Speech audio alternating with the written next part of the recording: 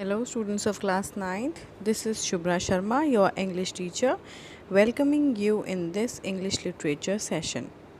Today, I'll be starting a wonderful poem called Wind, and this poem is from your NCRT class 9th Beehive book.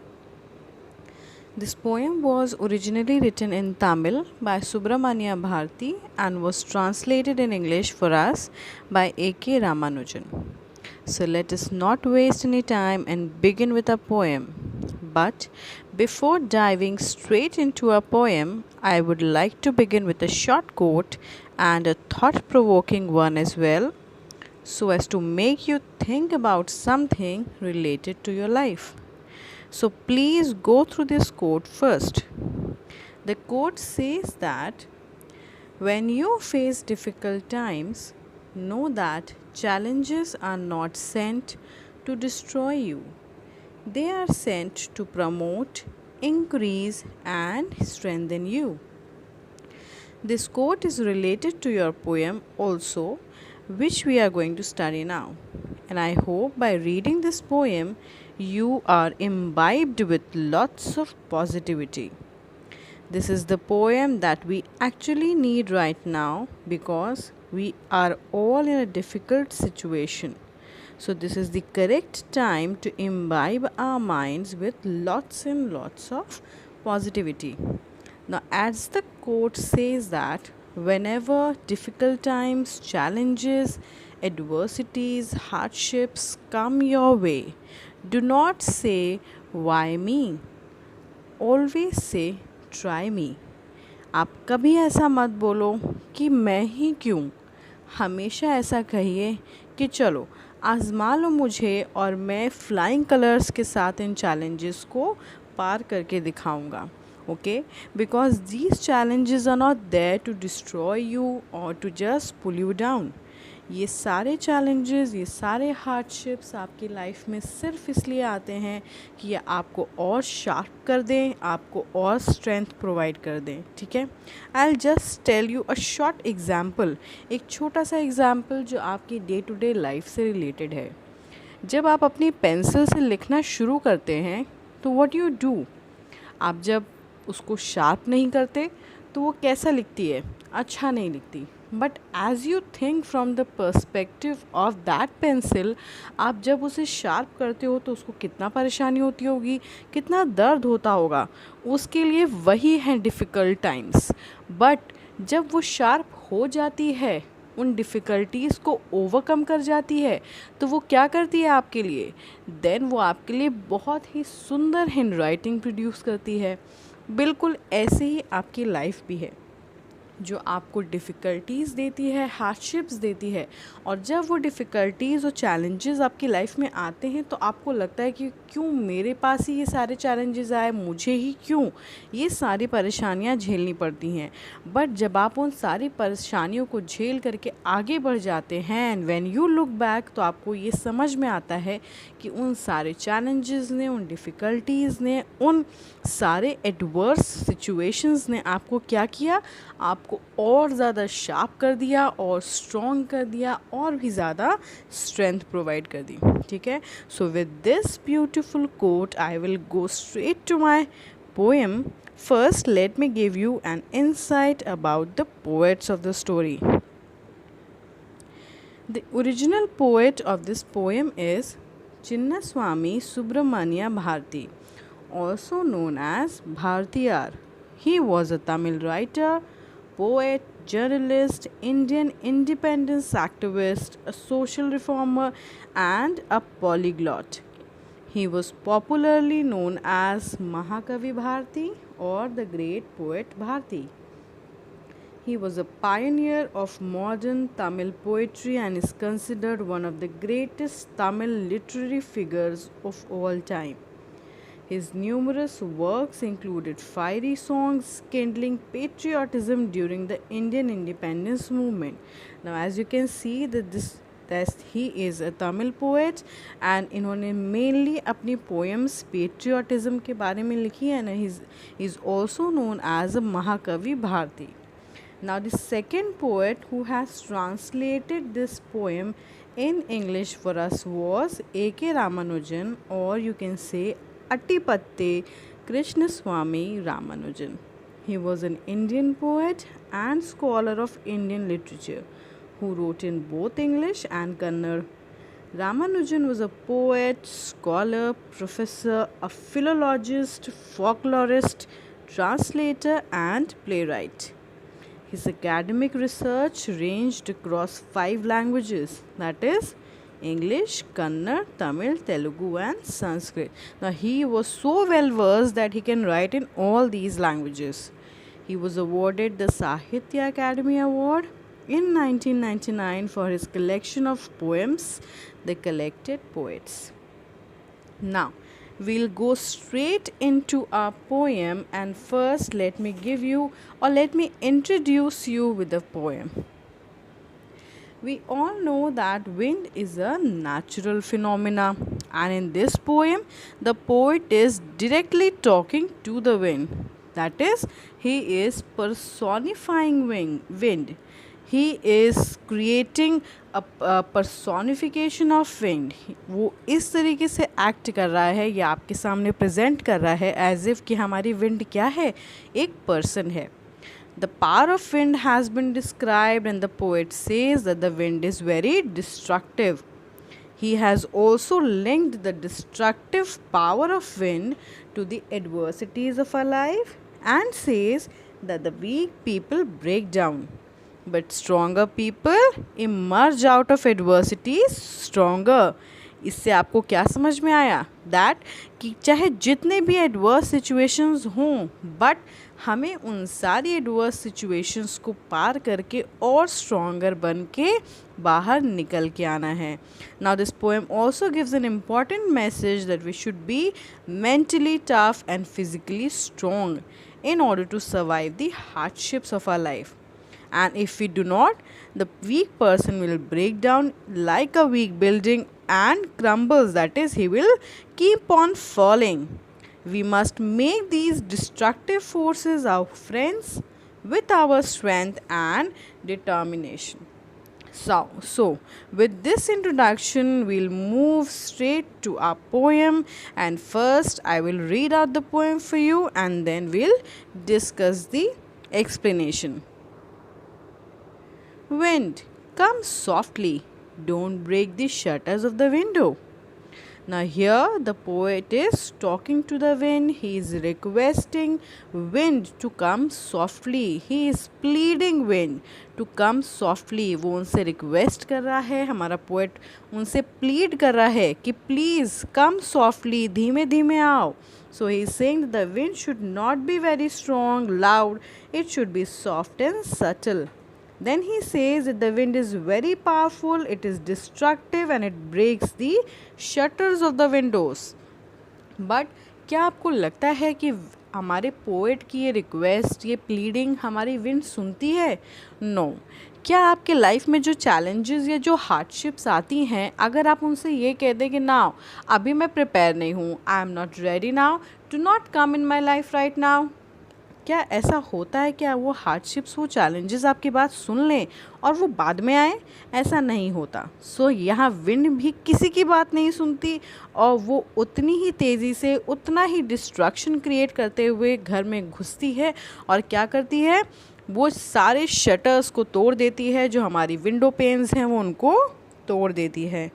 Now let's move forward कि आगे हमारी wind क्या कर रही है. Do not scatter the papers, do not throw down the books on the shelf. There, look what you did. You threw them all down. You tore the pages of the books. Now, what our wind is doing? He is just creating destruction. The wind is scattering the papers and he is very powerful. And he's making all the books which are kept on the shelf fall down. So here the poet is describing the power of the wind. Then he says to the wind to look at the destruction that it had done. Whenever there is a strong wind, all the things that are weak are blown away and disheveled easily. Here the poet is trying to tell that the wind did not pay attention to the poet's request of not blowing strongly. Now the wind is not listening to anyone. He will not listen to anyone because he is destructive in nature. He is very powerful. और वो किसी की बात नहीं सुनेगी और वो क्या करेगी, जो उसका मन करेगा वो वही करेगी. लाइक द चैलेंजेस और the hardships of a life. यहाँ पे हमारे जो चैलेंजेस हैं, जो एडवर्सिटीज़ हैं हमारी लाइफ की, उनको किसके साथ कंपेयर किया गया है? उनको यहाँ पे विंड के साथ कंपेयर किया गया. ये बताया गया है कि जैसे विंड हमारी लाइफ में बिना बताए बहुत तेज़ी से चली आती है और जब वो डिस्ट्रक्टिव नेचर लेती है अपना, तो क्या करती है, डिस्ट्रक्शन क्रिएट करती है हमारे घर में. जो पेपर्स हैं उनको गिरा देती है, विंडो पेन्स को तोड़ देती है, जो बुक्स रखी है हमारे शेल्फ पे उनको गिरा देती है. और यहाँ पे पोएट ये कहते कहते उनसे कहता भी है कि देखो तुमने क्या किया, तुमने ये सारा डिस्ट्रक्शन क्रिएट कर दिया है हमारे घर में, सब इधर उधर फैला दिया है तुमने हमारे घर में, बहुत सारा डिस्ट्रक्शन कर दिया, तुमने सारे बुक्स के पेजेस भी फाड़ डाले. और इन सब बातों से हमें ये समझ में आता है कि जो हमारी पोएम की फर्स्ट लाइन थी, where the poet was pleading requesting wind to come softly, वो रिक्वेस्ट हमारी विंड ने नहीं सुनी. और क्या किया हमारी विंड ने? You brought rain again. You're very clever at poking fun at weaklings. Now the poet gets angry here and blames the wind to bring rain along with it, and also calls the wind clever as it makes fun of all the weak things. The strong wind in these lines represents all the hardships and the struggles that an individual faces in life. यहाँ पे हमारा poet क्या कहना चाह रहा है, क्या समझाने की कोशिश कर रहा है? वो थोड़ा सा नाराज़ हो गया है हमारी विंड से कि मैंने तुमसे इतनी रिक्वेस्ट की, इतना प्लीडिंग किया कि तुम धीमे धीमे आओ और कोई भी डिस्ट्रक्शन मत करो, पर तुमने क्या किया, तुमने बहुत सारा डिस्ट्रक्शन किया, तुमने सब कुछ इधर उधर फैला दिया. और उसके साथ तुमने और क्या किया, तुम ढेर सारी रेन भी लेकर के आई हो, जो कि और ज़्यादा डिस्ट्रक्शन घर के बाहर भी क्रिएट कर रहा है. बिकॉज आपने नोटिस किया होगा, when there is lots of rain, जो लोग बाहर होते हैं, जिनके पास प्रॉपर घर नहीं है, जो हमारे एनिमल्स हैं, वो सारे के सारे क्या होते हैं, बहुत सारा परेशान हो जाते हैं. एंड अगर हैवी रेनफॉल हो जाए और लैंडस्लाइड्स वगैरह हो जाए, तब तो और ज़्यादा परेशानी क्रिएट हो जाती है. सो यहाँ पे हमारा पोएट गुस्सा हो रहा है, नाराज़ हो रहा है हमारी विंड से कि तुम खुद तो यहाँ पे आ ही रही हो, इतना डिस्ट्रक्शन क्रिएट कर रही हो, उसके साथ साथ तुम रेन भी लेकर के आ गई. और he calls the wind clever also. Why? Because he is very clever at poking fun. What is the meaning of poking fun? Poking fun का मतलब है making fun of something. ठीक है, the meaning of poking fun is making fun of something. तो यहाँ पे हमारा wind क्या कर रहा है, he is making fun, he is making fun of the weaklings. The meaning of weaklings is a person who is weak. यहाँ पे वो क्लेवर है या चालाक है, या जिसे कह लो कि वो थोड़ा बदमाशी कर रही है हमारी विंड, और वो फ़न कर रही है, वो हमारे साथ मजाक कर रही है. किसके साथ मजाक कर रही है? जो कि बहुत ही ज़्यादा वीक है. बिकॉज अभी मैंने आपको बताया कि जो जानवर हैं, जो वीक पीपल हैं, या जिनके पास प्रॉपर घर नहीं है, वो सारे के सारे अगर बहुत तेज़ हवा चलने लगे, बहुत ज़्यादा बारिश होने लगे, तो क्या होगा कि वो बहुत ज़्यादा परेशान हो जाएंगे. और यहाँ उनको छेड़ रही है हमारी विंड, यहाँ उनको परेशान कर रही है हमारी विंड. उनको कभी बारिश करके, कभी तेज़ हवाएं चला करके उनको परेशान करने की कोशिश कर रही है, उनका मजाक उड़ाने की कोशिश कर रही है कि देखो मैं तुमसे कितनी ज़्यादा स्ट्रॉन्ग हूँ, मैं तुमसे कितनी ज़्यादा पावरफुल हूँ कि तुम मेरे सामने टिक भी नहीं पा रहे हो. ठीक है, we'll move forward. Frail crumbling houses, crumbling doors, crumbling rafters. Now what is the meaning of frail? The meaning of frail is weak or not healthy. Crumbling here means falling or to cause something to break. Rafters means sloping beam which supports the roof of the building. Now you can look at this picture. This is a rafter.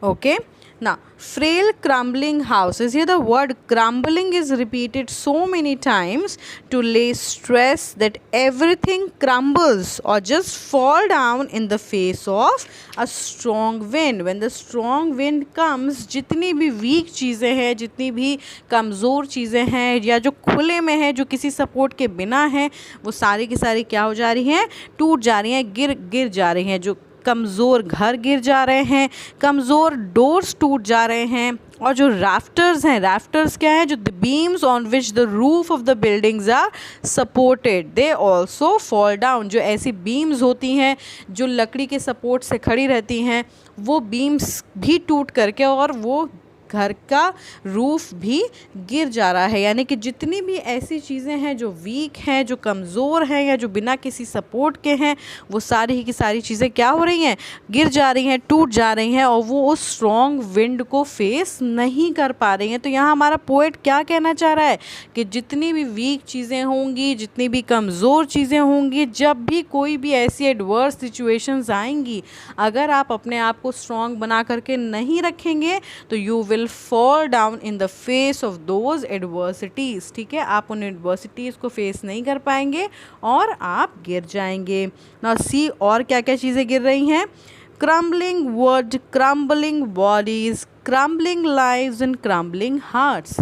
All the wooden structures fall down, the bodies fall down, the animals that are living outside without any support, they fall down or they die, the lives, the hearts, everything just fall down। ठीक है, कोई भी यहाँ lives और hearts से क्या मतलब है, जैसे आपके बहुत सारा अगर कोई डिफ़िकल्ट सिचुएशन आपकी लाइफ में आई तो आप क्या करते हैं, आप अंदर से टूट जाते हैं, एकदम परेशान, इतना ज़्यादा परेशान हो जाते हैं, you get so much depressed with your life that you are not able to stand properly. आप दोबारा से खड़े होकर के किसी भी परेशानी को, छोटी से छोटी परेशानी को भी आप झेल नहीं पाते हो। ठीक है, तो यहाँ पे यही कहना चाह रहा है हमारा पोएट, ये कहना चाह रहा है कि कोई भी वुडन स्ट्रक्चर हो, कोई भी जीती जागती बॉडीज़ हों, जो आपके दिल, दिमाग, हर चीज़ पे ये एडवर्स सिचुएशंस असर डालती हैं, या आपको परेशान करने की पूरी कोशिश करती हैं, आपको टेस्ट करती हैं कि क्या आपका माइंड, क्या आपका हार्ट, क्या आपकी बॉडी इस लायक है कि इन एडवर्स सिचुएशंस को, इन हार्डशिप्स को वो बेयर कर पाए और फिर फ्लाइंग कलर्स के साथ वो इन परेशानियों को ओवरकम कर पाए। क्या ऐसा कर सकती है? ये तभी पॉसिबल है when you are strong enough mentally, physically to deal with these problems. So he is saying that everything crumbles, everything that is weak reacts by falling down and breaking in the face of adversity. Now the poet is saying that whenever a weak person faces any adversity or challenge in life, he breaks down and falls. Okay, now let's see what happens further. The wind god winnows and crushes them all. He won't do what you tell him. Now here the poet is addressing wind as the wind god, and he is saying that the powerful god of wind winnows. What is the meaning of winnowing here? Winnowing का मतलब है to blow grains free of chaff, separate grains from husk by blowing on it. ठीक है, जब आप या photo में भी देख सकते हैं कि किस तरीके से लेडी पूरी एक डलिया में वीट को भर करके उसके अंदर से जो कूड़ा है उसको अलग कर रही है और वीट को अलग कर रही है। इसी प्रोसेस को हम लोग विनोइंग कहते हैं। ठीक है, the winnows that means he shifts all the people and those people who are weak fall down and get crushed. So here a comparison is made between wheat and people, just like we winnow the wheat to separate the grain from chaff. The wind god also separates the strong people from the weak people, and when there is a strong wind, all the things that are weak fall and get crushed. The poet also asks the readers to make themselves strong because the wind will not listen to anybody's request. यहाँ पे हमारा जो poet है वो हमारे wind को किस तरीके से एड्रेस कर रहा है, गॉड के तरीके से एड्रेस कर रहा है। जैसे कि हम लोगों ने अपने लाइव क्लासेस में भी ये चीज़ डिस्कस की थी कि हमारे जो पंच तत्व हैं वो सारे के सारे, हम लोग जो हिंदूज़ हैं generally we call them as gods, ठीक है। जो हमारी अग्नि है, जो हमारे जल है, जो हमारी पृथ्वी है, एंड हमारी जो विंड है, and one more thing was there I don't remember, then ये सारी चीज़ों को हम लोग एज भगवान ट्रीट करते हैं। एंड जब हम किसी भी चीज़ को भगवान मान लेते हैं तो हमें ये पता है कि वो बहुत ज़्यादा पावरफुल है, एंड उनके हाथ में ये पावर है कि वो हमको क्रश कर सकते हैं if we are not strong enough to deal with them, ठीक है। यहाँ पे हम विंड गॉड को ये बताने की कोशिश कर रहे हैं कि हमारा पोएट ये एड्रेस कर रहा है कि हमारा जो विंड गॉड है वो विनो करते हैं, यानी कि जो स्ट्रॉन्ग पीपल हैं और जो वीक पीपल हैं उनको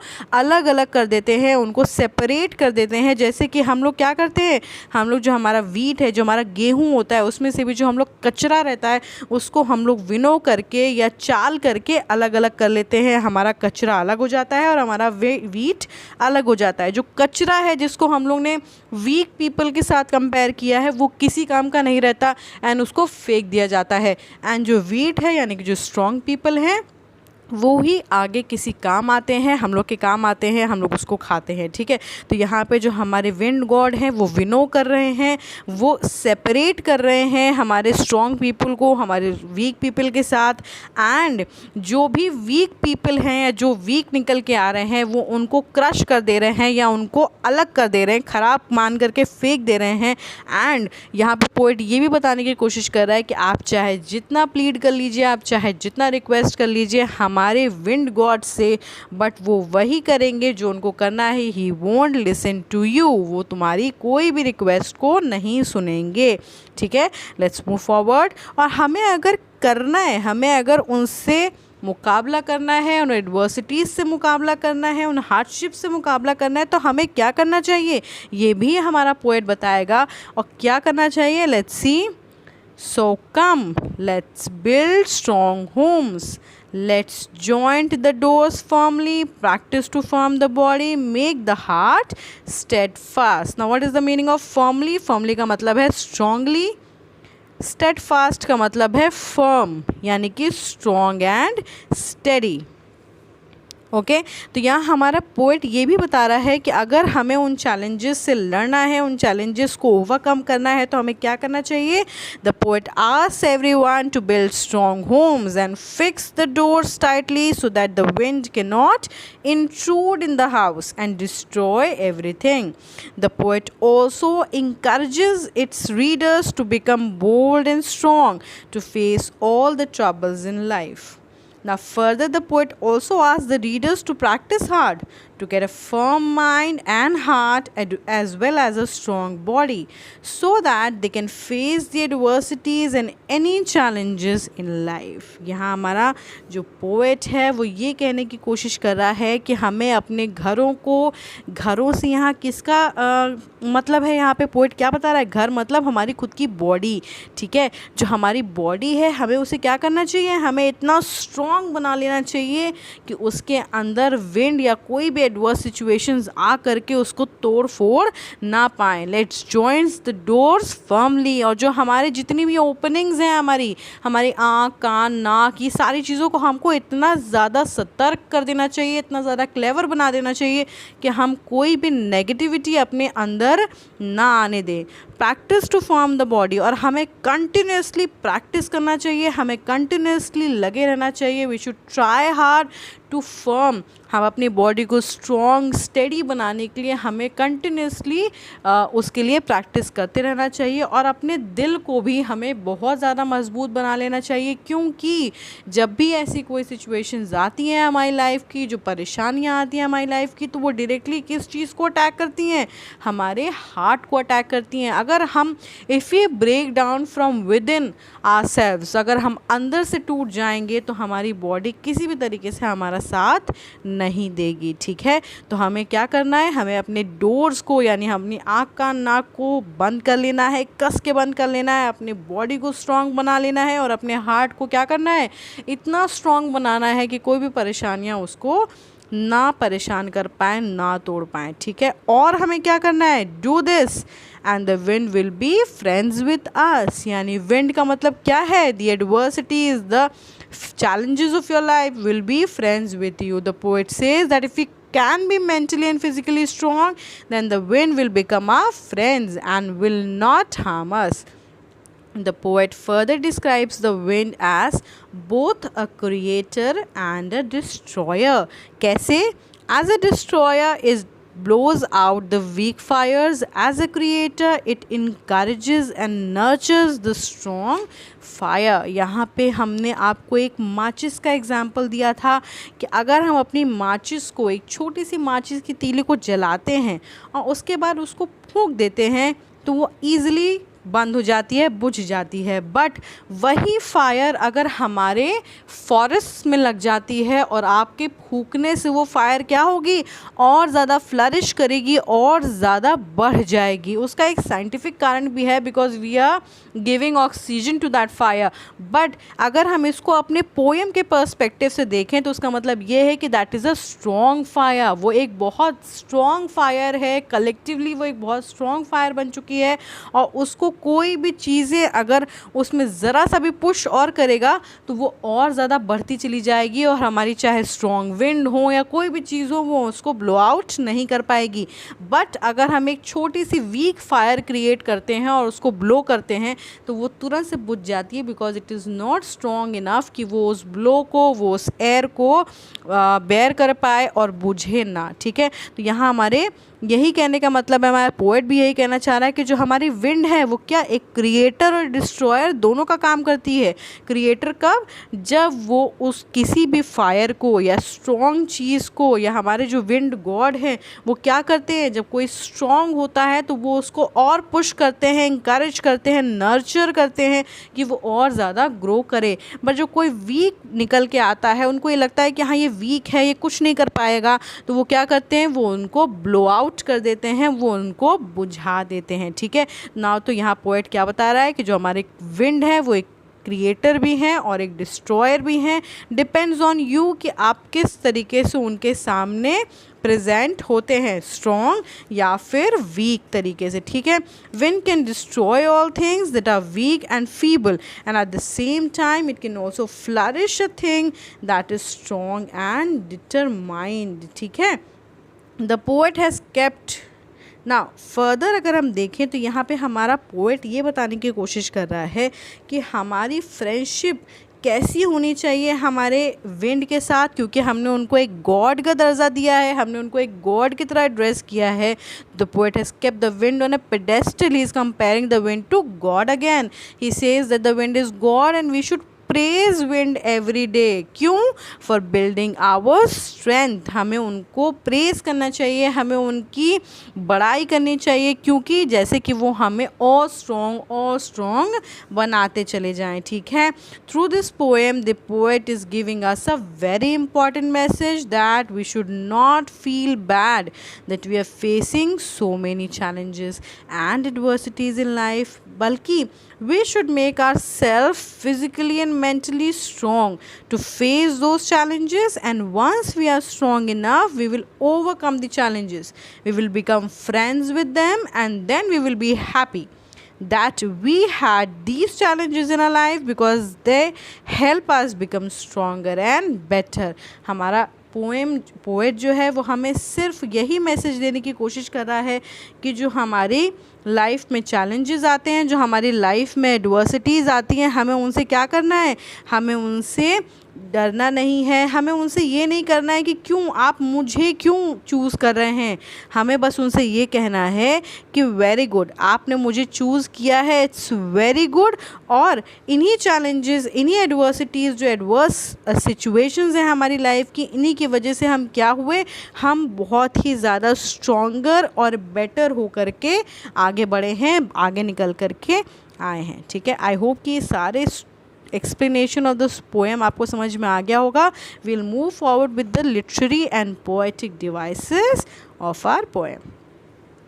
Now, firstly, we had discussed this in our live classes also, that this entire poem is written in free verse. There is no rhyme scheme in the poem. Free verse का क्या मतलब होता है कि जो हमारी लाइंस के and के शब्द हैं, जैसे कि आप देख सकते हैं फायर्स, फ्लरिश, गुड डे, ठीक है। आगे भी आपके जो पोएम है उसमें आप देख सकते हैं कि shelf, down, book, again, weaklings, जो भी लास्ट के शब्द हैं वो आपस में राइम नहीं कर रहे हैं, ठीक है। तो जब इस तरीके की कोई राइमिंग पैटर्न नहीं रहता है हमारे पोएम में, कोई राइम्स नहीं रहती हैं या कोई भी ऐसी शब्द नहीं होते हैं जो आपस में एक दूसरे से कोई टोन क्रिएट कर रहे हों, तब हम उसको क्या कहते हैं कि हमारे पोएट ने उस पोएम को बहुत ही इंडिपेंडेंटली लिखा है और उसमें कोई भी राइमिंग स्कीम नहीं है, ठीक है। Then the next literary device is anaphora. Now what is an anaphora? When a word is repeated at the start of two or more consecutive lines, it is the device of anaphora. consecutive का मतलब है एक के बाद एक। आपने ये maths में भी पढ़ा होगा कि consecutive even numbers, consecutive odd numbers, ठीक है। तो यहाँ पे consecutive का मतलब होता है एक के बाद एक जो लाइंस होती हैं, अगर उनके स्टार्ट में एक या दो शब्द ऐसे हों जो रिपीट हो रहे हों, ठीक है, तो उनको हम लोग क्या कहते हैं, हम लोग कहते हैं कि वो एनाफोरा लिटरेरी डिवाइस यूज़ किया है हमारे पोएट ने। जैसे कि आप यहाँ देख सकते हैं, don't break the shutters of the window, don't scatter the papers, don't throw down the books on the shelf. Now here the word don't is repeated in 3 consecutive lines, ठीक है। यहाँ पे 3 consecutive लाइन्स में जो first शब्द है at the starting of the line, ठीक है, जो फर्स्ट शब्द है हमारा डोंट, उसको 3 बार रिपीट किया गया है। देयरफॉर ये क्या लिटरेरी डिवाइस है, एनाफोरा लिटरेरी डिवाइस है। इसका एक और एग्जाम्पल है इसी पोएम में, you tore the pages of the books, you brought rain again, you very clever at poking fun at weaklings. Now in तीनों कंसेक्यूटिव लाइंस में भी आपने यू शब्द को कंटिन्यू किया है या यू शब्द को रिपीट किया है, तो ये भी एनाफोरा का ही एग्जाम्पल है। एनाफोरा क्या है, जब आप किसी भी 2 या 2 से ज़्यादा कंसेक्यूटिव या रिपीट, आप एक के बाद एक लाइंस में जो स्टार्टिंग का शब्द है अगर वो रिपीट हो रहा है, उन लाइंस के स्टार्टिंग का जो शब्द है अगर वो रिपीट हो रहा है, तो वो एनाफोरा लिटरेरी डिवाइस यूज़ होता है उस जगह पे, ठीक है। The next literary device is personification. It is very clear to you. हम लोग पूरी पोएम में इस बात को डिस्कस करते हुए आए हैं कि हमारा पोएट क्या कर रहा है, from the very first line हमारी विंड को उसने क्या किया है, पर्सोनिफाई किया है। पर्सोनिफिकेशन का मतलब आप उसके शब्द से ही निकाल सकते हैं, पर्सन की तरह ट्रीट करना, ठीक है।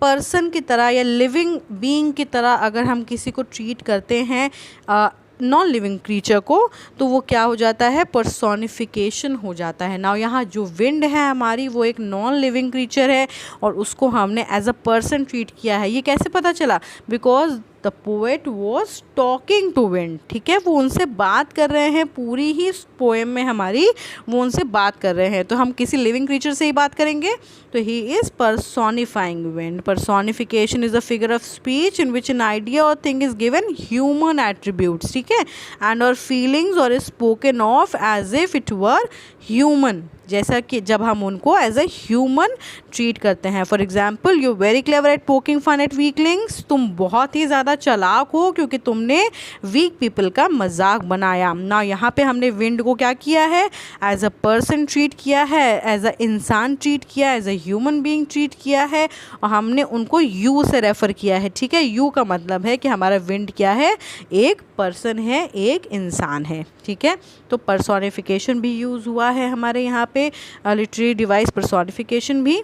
Now the third literary device that is used is repetition. ये भी आपको बहुत अच्छे से याद होगा कि जो क्रम्बलिंग हम लोग यूज़ कर रहे थे, क्रम्बलिंग का मतलब फॉल डाउन, गिरा हुआ हो, गिर जाना, तो वो भी क्या हो रहा था, वो वर्ड भी हमारा रिपीट हो रहा था कई बार। रेपिटेशन का मतलब बहुत क्लियर है उसके वर्ड से ही कि repetition is the repeating of word, ठीक है, या फिर फ्रेज़, कोई भी फ्रेज़ हो या कोई वर्ड हो जो हम लोग कंटिन्यूसली कई बार रिपीट करते हैं, तो वहाँ पे रेपिटेशन लिटरेरी डिवाइस यूज़ होता है। And we generally use repetition literary device in our poems, because हमें पोएम को क्या पोएटिक बनाना होता है, हमें उनको थोड़ा राइमिंग बनाना होता है। किसी भी शब्द पे जब हमें बहुत ज़्यादा एम्फेसिस देना हो बहुत ज़्यादा स्ट्रेस डालना हो किसी भी शब्द पे, तब हम लोग क्या यूज़ करते हैं इन पोएम्स, हम लोग रेपिटेशन यूज़ करके उसके ऊपर एम्फेसिस या फिर हम स्ट्रेस डालते हैं, ठीक है। For example, frail crumbling houses, crumbling doors, crumbling rafters, crumbling wood, crumbling bodies, crumbling lives and crumbling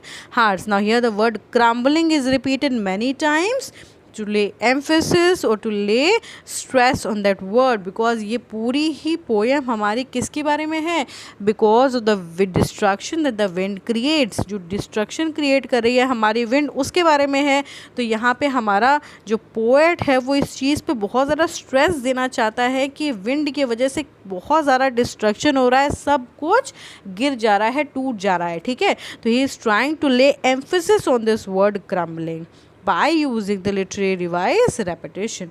Now, the next literary device is alliteration. Alliteration is a device that features repetition of a consonant sound. Now, what is a consonant? Other than A, E, I, O, U, जितने भी letters होते हैं वो सारे के सारे consonant होते हैं। अब यहाँ पे alliteration का मतलब क्या है, किसी भी एक sentence में अगर कोई भी कॉन्सोनेंट साउंड निकालने वाले शब्द रिपीट हो रहे हैं तो वो एलिटरेशन कहलाते हैं। जैसे कि the wind God winnows. Now wind का वा, विनोज का वा। अब वा जो शब्द है वो क्या है, वो एक कॉन्सोनेंट साउंड है और इस सेंटेंस में ये वा शब्द क्या हो रहा है, रिपीट हो रहा है। तो हमने अभी क्या बताया कि जब भी किसी भी सेंटेंस में रेपिटेशन होगा कॉन्सोनेंट साउंड का तो वो एलिटरेशन लिटरेरी डिवाइस होगा। Next example, he won't do what you tell him. Won't and what, यहाँ पे भी वा शब्द निकल के आ रहा है, वोंट में भी वॉट में भी। तो ये क्या हो रहा है, कॉन्सोनेंट साउंड निकल करके आ रहा है, रेपिटेशन हो रहा है कॉन्सोनेंट साउंड का, तो वो भी क्या है, एक एलिटरेशन लिटरेरी डिवाइस है। फिर से समझिए कि जब भी किसी भी सेंटेंस में कॉन्सोनेंट साउंड का रेपिटेशन होगा इन वर्ड्स तो वो एलिटरेशन लिटरेरी डिवाइस होगा। जैसे कि पहले एग्जांपल में वा आपका जो कॉन्सोनेंट साउंड है वो विंड और विनोज में आ रहा है, दूसरे में भी वा ही है, वोंट और वॉट में, ठीक है। The last literary device is symbolism. यहाँ में हमने पूरी पोएम में आपको ये बताया कि हमारा जो विंड है वो किस चीज़ को सिम्बोलाइज कर रहा है। It is symbolising the challenges, the adversities, the hardships of your life. Symbolism का मतलब क्या होता है कि जब हम डायरेक्टली किसी चीज़ के बारे में बात ना करें बट एक सिंबल क्रिएट कर लें। जैसे कि हम लोग मैथ्स में करते हैं, हमें एक्स की वैल्यू नहीं पता, जब हमें उसकी वैल्यू पता करनी है तो हम क्या करेंगे, हमने उसके लिए एक सिंबल क्रिएट कर लिया एक्स, दूसरी वैल्यू नहीं पता उसके लिए सिंबल क्रिएट कर लिया ए, ठीक है। तो यहाँ पे भी हम क्या कर रहे हैं, हमें अपने चैलेंजेस, हार्डशिप्स को एक्सप्लेन करना था। अब हम उसे कैसे एक्सप्लेन करते, तो हमने एक सिंबल क्रिएट कर लिया, एक सिंबलाइज कर लिया, किस चीज़ को, विंड को सिंबलाइज कर लिया कि विंड हमारी चैलेंजेस और एडवर्सिटीज़ को एक्सप्लेन करेगी हम लोगों को, ठीक है। तो symbolism means the thing refers to some other thing. Now here the wind is a symbol and it is referring to the challenges, the adversities of our life, ठीक है। तो ये सारे हो गए आपके literary devices also of this poem. I hope this whole poem is clear to you, the explanation, the literary devices, everything is clear to you. And if anything there is जो आपको नहीं समझ में आया है, any lines of the poem, कोई literary device जो आपको समझ में नहीं आया हो, so we can discuss it in our live classes. Okay, stay home, stay safe. Thank you.